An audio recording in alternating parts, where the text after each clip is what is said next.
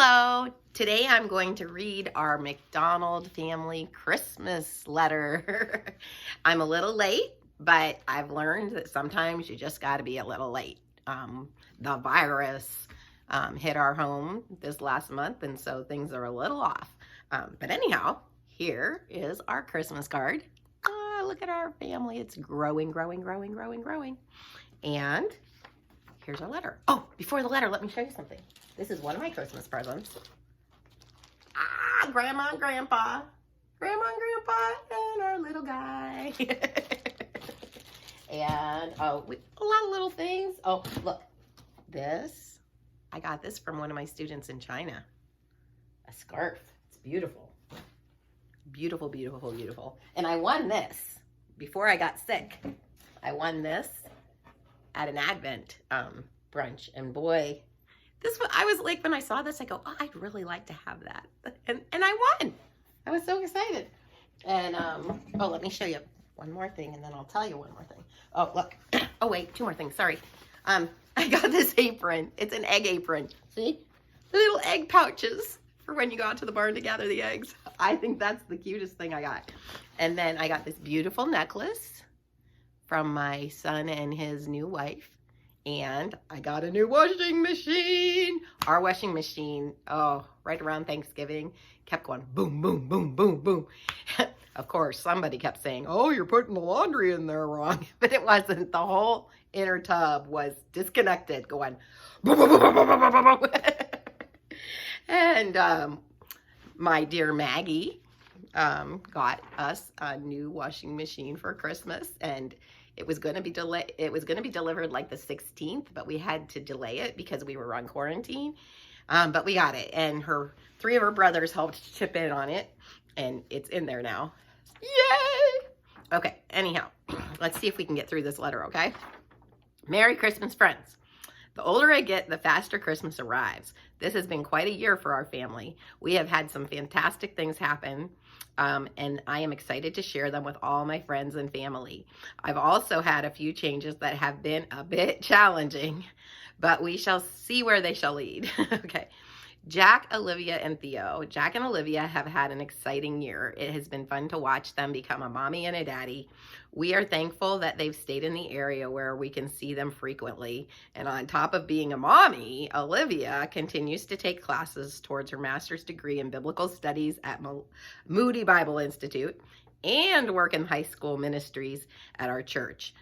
Theo has been growing and discovering the world. He loves to wave bye-bye, and I absolutely love it. It absolutely melts my heart when he kisses the phone during FaceTime calls. It's so cute. I enjoy reading stories and singing silly songs with him, and you know how much I love reading stories and singing silly songs, okay? I anticipate a huge vocabulary developing over this next year.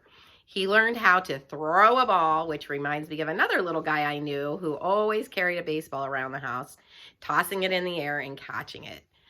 Jack's business continues to grow. In November, they moved into a house even closer to our house, as in our very neighborhood, with a large enough garage to double Jack's facility. Jack trained and hired another personal trainer to help keep up with the growth.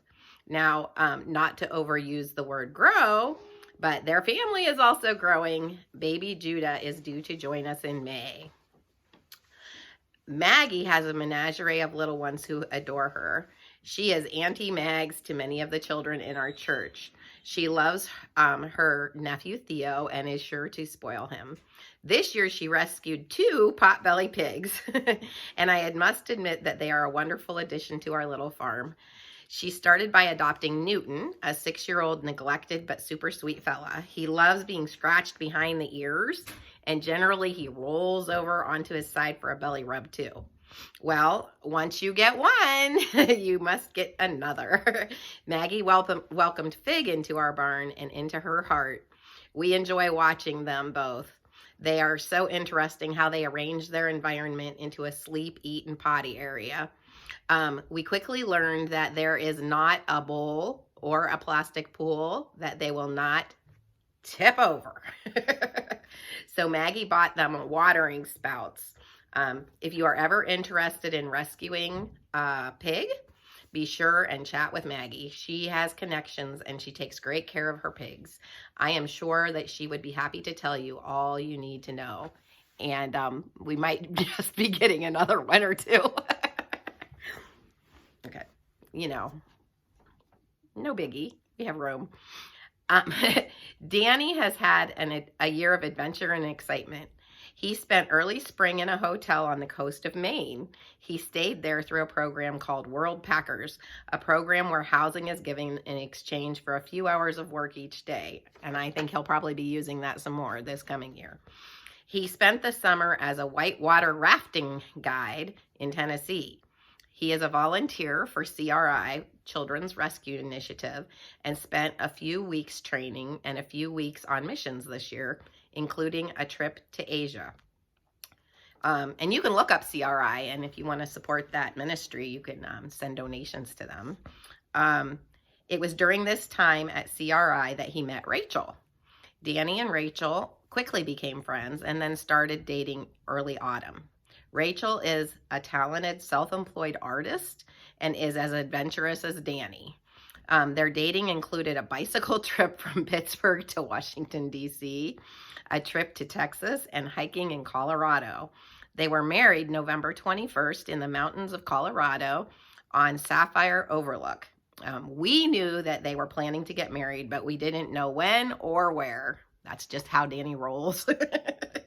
We were told to keep it secret, and let me say that one of us was better at keeping this quiet than the other. One of us was better than the other, which is the opposite of what you would expect at our house, but it's true. Okay, let me find her. Okay, we thank God for Rachel. She is a beautiful Christian woman, and we look forward to seeing how God will use their marriage for his glory. They plan to continue their minimalistic nomadic lifestyle, stopping here and at her parents' house in Pennsylvania between their adventures. Charlie continues to enjoy his job at Campbell Hardware. This fall, I had the opportunity to stop in and see where he works. I wanted to surprise him, but he was already headed to his other job, the debate coach at a high school. It was fun to meet his boss and hear all about how amazing my kid turned out to be. His boss told me all about Charlie's amazing computer skills. I stood there patting myself on the back. I'm sure that your parents can relate when I say that I am glad, or that you parents or your parents, depending on how old you are, can relate when I say that I am glad that my kid has a job that he loves and a boss who appreciates him. I am also happy that this year that the kids are back to holding debate events in person instead of having to compete online. I'm hoping that they will win the privilege of traveling somewhere interesting for nationals this year. Sammy lived on campus for the fall semester at YSU. I was glad he had the on-campus experience. He is moving back home for this next semester as his roommate is changing schools. We live close enough to campus that living at home is financially responsible. Next semester, he will be starting clinicals in the nursing program. He ordered his uniforms and is ready to go, and that is the plan anyhow. Sammy's hip is acting up on him. I refer to it as Perthy stage 2. We were hoping for this to come when he was 40, not when he was 20. But anyhow, he is going to need surgery, and we are not sure if it can be delayed until the end of the semester. Since he is so young, it takes difficult and complex planning to determine the best route. Our surgeon sent us to a second surgeon who is sending us to a third surgeon. This process is lengthy as appointments are scarce, and I am hoping that this next appointment produces a real plan. Personally, I would be lying if I didn't admit that my stomach flips a bit thinking about an invasive hip surgery. Just the thought reminds me of his surgery as a third grader and all the pain involved. I must remind myself that God will walk with us. I am also thankful that his doctor allowed him to continue to play volleyball as we await his surgery. Playing volleyball is very painful, but for Sammy, the love of the game is worth it. He is hoping his hip will hold out and the surgery can wait until May so that we can get through clinicals and enjoy volleyball this winter. And then he can have all summer to heal and learn to start walking again. Extended family. I don't usually write about extended family, but since I'm concentrating on fantastic changes this year, I must include that my sister Rhonda moved back to Ohio, and I am beyond happy. But wait, that is not all. My cousin Lori also moved back to Ohio, and not just to Ohio, but 8 minutes from my house. We have the same zip code.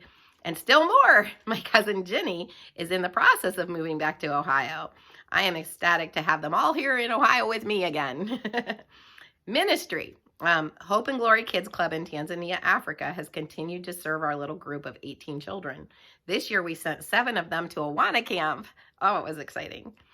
As of this January, we will have placed all of them in educational programs, most recently providing the advocacy and support needed for 2 of our young children to enter preschool, which is required in order for them to get their education, and 2 of our older children who missed out on their education because they never got preschool or education, to enter a trade school. We were praying for an opportunity for them. George wants to be a mechanic and Esta wants to work in food services. And we were just hoping and praying for a way, and COVID got in the way of that. But I better go on back to my letter. I raised some of the money by making recycled crayons, selling my book online, and accepting donations. God continues to provide for the children's needs. Keith and I had a lot of change this year. He was laid off the entire year and finally gave up on the possibility of ever being called back to his job. He decided that he is at the point in his life where he would retire early. At the same time, my teaching job with my wonderful Chinese children ended due to new Chinese governmental policies. This literally ripped my heart out, literally. Most of you likely know how passionately I love those kids and that job. It was a tremendous loss. I started teaching math online for Splash Learn and enjoy it, but this would not be enough for our family because we need insurance. At my age, I was open to a full-time job, assuming it involved working with children. I was hired as a co-teacher for Early Head Start. I have been training and subbing and waiting for my classroom to open at YSU. I think it's going to in January. I am thankful for the medical benefits and looking forward to having my own classroom. Only then will I be able to really judge if this is where God intends me to stay.